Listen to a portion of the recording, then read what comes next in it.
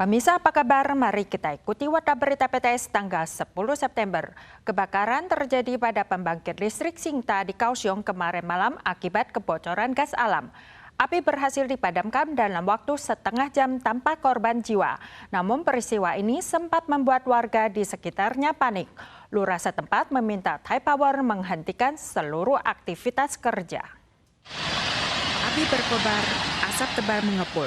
Tanggal 9 malam, pembangkit listrik Sinta di Kaohsiung sedang menjalani uji coba operasional untuk unit nomor 2. Namun diduga terjadi kebocoran gas alam yang memicu kebakaran dan ledakan membuat warga panik. Thai Power menyatakan akan menyelidiki penyebab insiden. Sementara kantor inspeksi standar ketenagakerjaan Kaohsiung telah memerintahkan penghentian operasi dan mempertimbangkan denda maksimal $300.000. Pameran Semikon Taiwan diresmikan hari ini dan dihadiri oleh 17 negara termasuk Amerika, Inggris, dan India. Masing-masing mendirikan booth nasionalnya. Dalam pidatonya, PM Chorong Thai menyampaikan bahwa nilai produksi industri semikonduktor Taiwan telah mencapai $5,3 triliun Taiwan. Pameran Semikon Taiwan dihadiri 1.200 perusahaan semikonduktor dan teknologi, mencatat rekor pameran dengan kapasitas terbesar dalam sejarah. What does it tell you? That the world is dependent on you.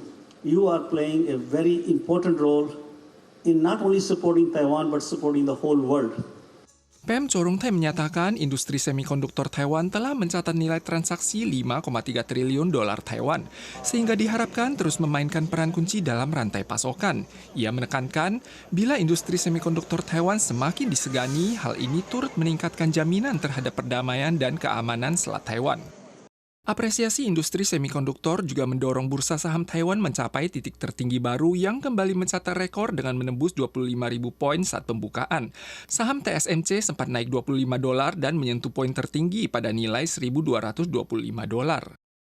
Statistik menunjukkan nilai ekspor Taiwan bulan Agustus mencapai 58,49 miliar dolar Amerika, mencatat rekor bulanan tertinggi bahkan melampaui nilai ekspor Korea Selatan untuk pertama kalinya dalam sejarah, terutama berkat ekspor produk elektronik dan teknologi informatika yang menyumbang 74,8% dari total ekspor Taiwan.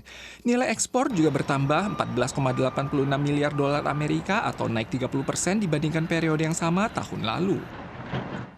Saat melakukan patroli belum lama lalu, polisi Taichung menemukan sebuah mobil mengangkut kelebihan penumpang sebanyak total 8 orang, mencakup 3 asal Vietnam dan 5 asal Thailand. Semuanya adalah PMA kaburan atau telah melewati batas waktu izin tinggal. Salah satu yang berasal dari Vietnam bahkan berstatus buronan.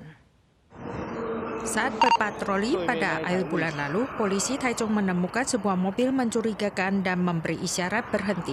Namun pengemudi justru tancap gas dan baru berhenti setelah dicegat polisi.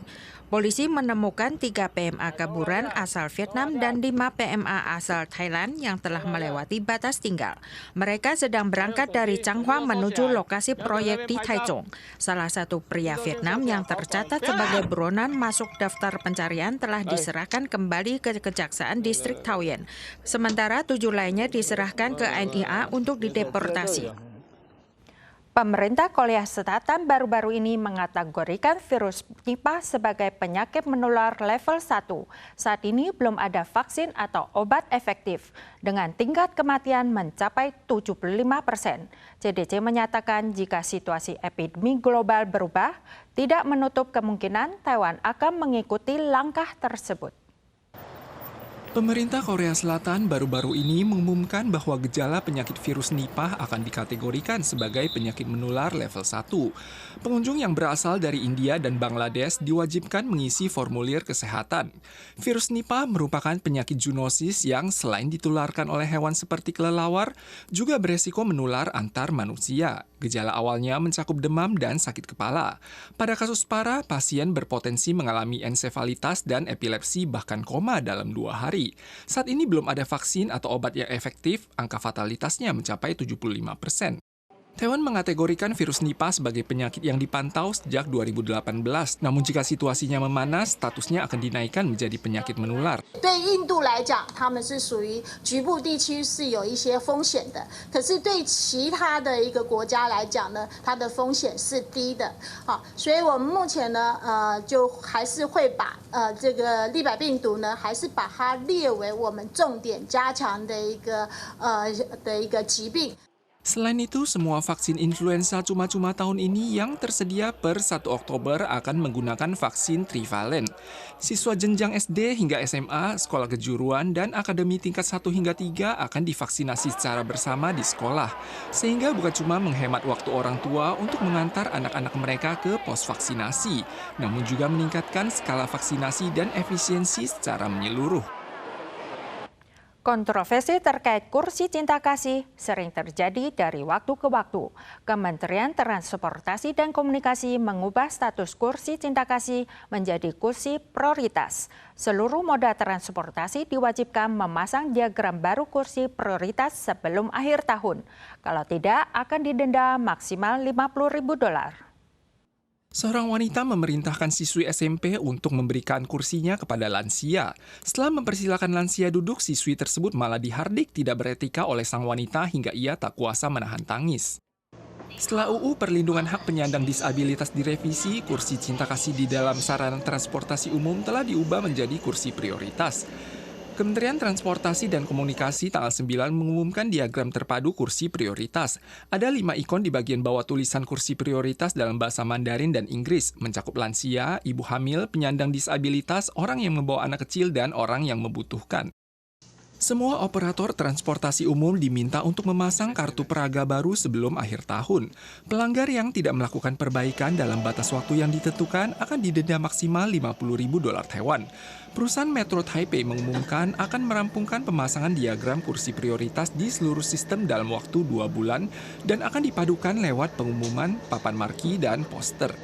我觉得会蛮好的，因为有时候可能像我们肚子痛或是不舒服，其实我们外表看不出来。